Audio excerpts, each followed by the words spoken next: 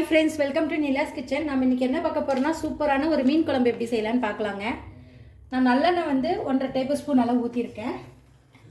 அது கூடவே 3 table spoon கடலெண்ணெய் ஊற்றிருக்கேங்க. மீன் குழம்புக்கு எப்போவுமே கொஞ்சம் ஆயில் அதிகமாக தான் ஆட் பண்ணுங்க, அப்போ தான் நல்லாயிருக்கும். கொஞ்சம் ஆயில் ஊற்றிருக்கேங்க. அது ஆயில் காயிட்டுங்க. அதுக்குள்ளே நான் ஒரு 10 சின்ன வெங்காயம், 3 கட்டி பூண்டு வந்து உளிச்சு வச்சுருக்கேன். அது கூட இந்த 2 தக்காளி, சின்ன சைஸ் தக்காளினால நான் 3 எடுத்துருக்கேங்க. பெருசுனா நீங்கள் 2 எடுத்துக்கோங்க. இதெல்லாம் போட்டு இந்த மிக்ஸி ஜாரில் அரைச்சி எடுத்துக்கலாங்க.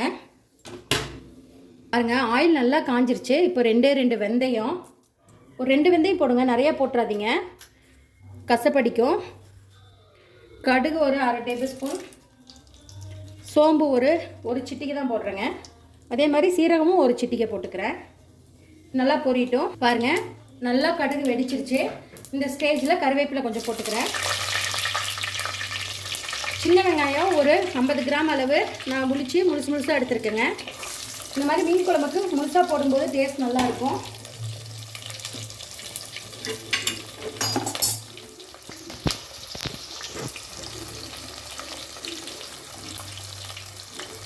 மாதிரி முழுசாக ஆனியன் போட்டு நல்லா வதக்கிக்கோங்க.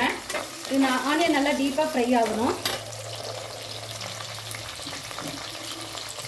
இந்த மாதிரி நம்ம அந்த சின்ன வெங்காயம் தக்காளியை நான் பேஸ்ட்டாக அரைச்சி எடுத்துருக்கேங்க.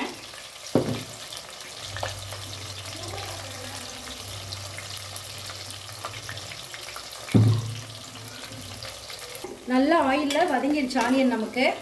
இப்போது நான் வரமிளகாத்தூள் 1 ஸ்பூன் அளவு போட்டுக்கிறேங்க. காரத்துக்கு ரொம்ப போட்டுக்க வேணாம், காரம் பார்த்துட்டு போட்டுக்கோங்க. நீங்கள் குழம்பு தூளில் சிம்மில் வச்சுக்கோங்க அடுப்பை. மசாலா போட்டு இப்போ குழம்பு தூள் ஒரு 2 ஸ்பூன் போட்டிருக்கேன். 1 ஸ்பூன் போட்டிருக்கேன். எகைன் 1 ஸ்பூன் போட்டுக்கிறேன். 2 ஸ்பூனாக போட்டுக்கிறேங்க. இது நல்லா ஆயிலில் வதங்கின உடனே சிம்மில் வச்சுக்கோங்க நீங்கள். இப்போ நம்ம எடுத்து வச்சுருக்க அந்த மசாலாவை போட்டுக்கலாம், அரைச்சதை. இதில் வந்து பூண்டு, தக்காளி, சின்ன வெங்காயம் அவ்வளோதாங்க நான் அரைச்சி ஊற்றிருக்கேன்.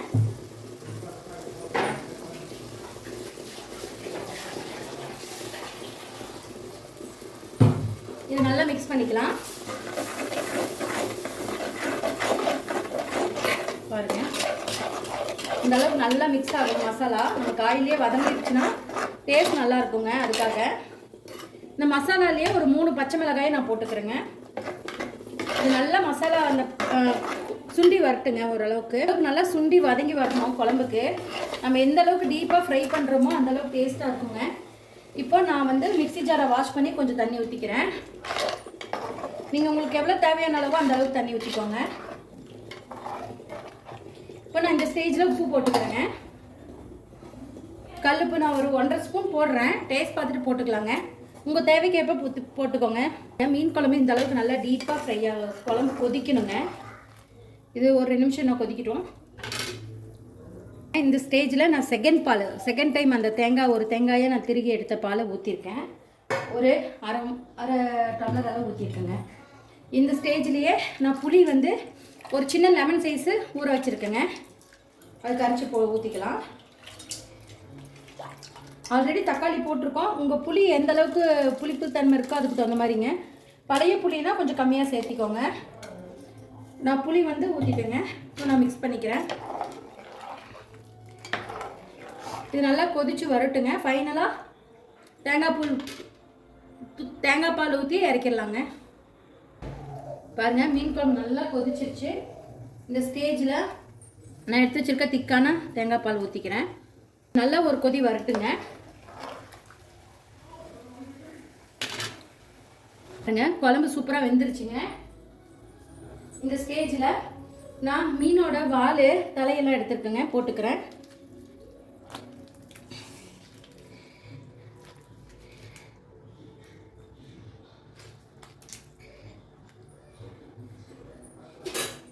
இது ஒரு 5 நிமிஷம் நல்லா கொதிக்கட்டுங்க சிம்மிலேயே. அப்போ தான் மீனை வந்து சீக்கிரம் குழையாது நமக்கு.